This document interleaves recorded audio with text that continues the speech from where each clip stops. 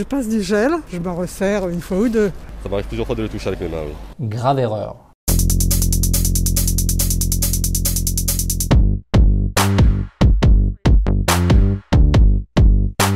Vous savez que c'est mauvais de mettre les masques comme ça? Oui, je sais. Mais dans la rue, je me dis que c'est moins grave que dans les centres, enfin, dans les lieux clos.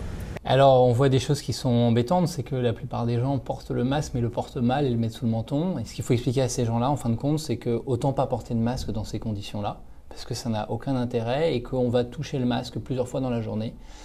Et on risque de faire des erreurs. Et puis, on sait qu'il y a un certain nombre de particules virales qui peuvent être aérosolisées, et donc ça va accueillir tous ces microbes, le Covid, mais aussi d'autres virus. Et lorsqu'on va remettre le masque, on va se retrouver finalement à faire un aérosol de virus. Et puis, c'est aussi civiquement un mauvais message, parce que ça montre un mauvais exemple que le masque peut être porté et peut être mal porté.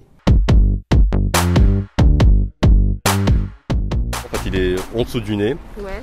Et je pense que je devrais couvrir le nez aussi.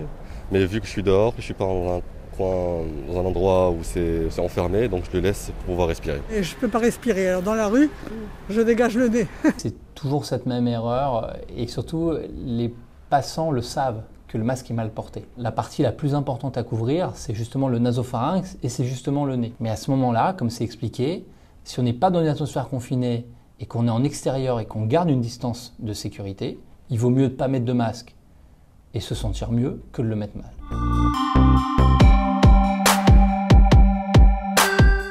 Là, sur la vidéo qu'on voit, eh bien, ce qui est d'autant plus dommageable, c'est que le masque, au-delà du fait qu'il est mis n'importe comment, on va empiler le porte-monnaie dessus.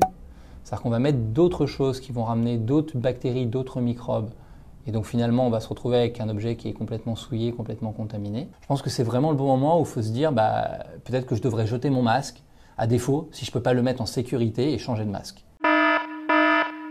Pour le coup, mais pour le coup, voilà. Mais là, je l'ai posé là-bas, et il est loin de, alors ça, mais ça c'est vide, il est loin d'une bouteille d'eau, de la bouffe, de machin. Et justement, moi, le masque, je le réutilise. Parce qu'il n'est pas touché, il n'est pas endommagé. S'il est 10h du matin et que vous réutilisez votre masque parce que votre masque, vous l'avez utilisé 2 heures, vous le posez, il est loin de tout objet contendant, de liquide, et avec d'autres personnes, on peut reprendre son masque, même si ce n'est pas idéal, et ça se fait régulièrement. Et pour moi, ce n'est pas une source de contagiosité.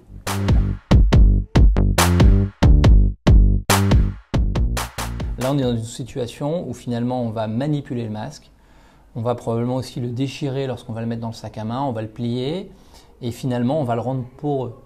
Et donc on se met dans une situation qui est compliquée, au-delà même de dire qu'on a mis des particules virales sur son sac à main ou dans sa poche. C'est typiquement ce qu'il ne faut pas faire avec un masque jetable, puisque ces masques-là ne sont pas faits pour être réutilisés dans la durée, contrairement à un masque artisanal qui est en tissu, qui sera moins abîmé et qui pourra durer toute la journée. Là, en fait, je l'avais il y a au moins 3 semaines de cela, moi. D'accord, ouais, donc vous le mettez plusieurs fois d'affilée, c'est ça? Ouais. Ce que ce témoignage raconte est assez intéressant parce qu'il y a beaucoup de gens finalement qui réutilisent leur masque. Ce qui est étonnant en revanche, c'est que le masque qui est porté par la personne n'est pas un masque lavable et n'est pas un masque artisanal. Et donc là, c'est une erreur parce que pour le coup, le masque est endommagé et n'a plus aucun pouvoir filtrant. Alors un masque chirurgical, globalement, idéalement, c'est 4 heures. Il faudrait donc le changer 2 fois par jour. Et puis pour les masques artisanaux, c'est en théorie une journée complète et le laver le soir, bien le faire sécher et idéalement passer aussi un coup de fer à repasser qui permet de tuer un certain nombre de microbes. Et selon les fabricants, avec la norme AFNOR, c'est entre une vingtaine et trentaine de réutilisation et de lavage.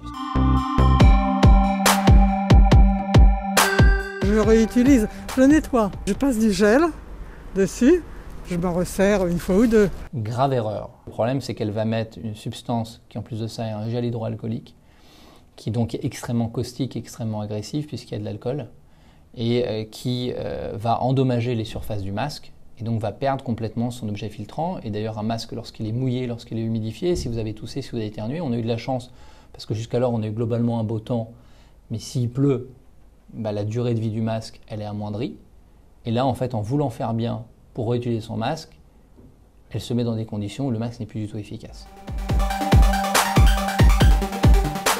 Si si on touche dans la journée, eh bien, tout simplement, le premier geste à avoir, c'est de se laver les mains avec un gel hydroalcoolique dans la rue, sinon à l'eau, savon, tout simplement. En soi, de toucher le masque, le risque, c'est de se mettre du virus sur les mains et ensuite d'aller se frotter les conjonctives, c'est-à-dire les yeux.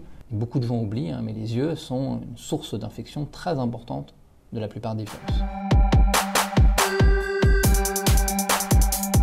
Typiquement, on tombe dans le jeu des authentiques 7 erreurs. On a promulgué le port du masque largement, mais on a probablement manqué de pédagogie, avec tous les discours un peu contradictoires qui existaient depuis le début du confinement. Et finalement, les gens ont dû apprendre sur le tas entre les différents masques, le masque chirurgical, le masque artisanal, et il y a une confusion entre les différents types de masques. Le masque chirurgical, c'est un appareil de protection respiratoire qui est filtrant, qui peut d'ailleurs être utilisé par les soignants. Le masque artisanal n'a pas cette fonction de filtrant, il joue un rôle barrière et donc il est intéressant lorsque deux individus portent un masque artisanal parce qu'il évite la projection des particules, mais il ne filtre pas. On a voulu un peu schématiser que tous les masques avaient le même rôle, ils ont le même rôle, protéger de la Covid, mais ils protègent différemment et c'est pour ça que leur durée de vie est différente.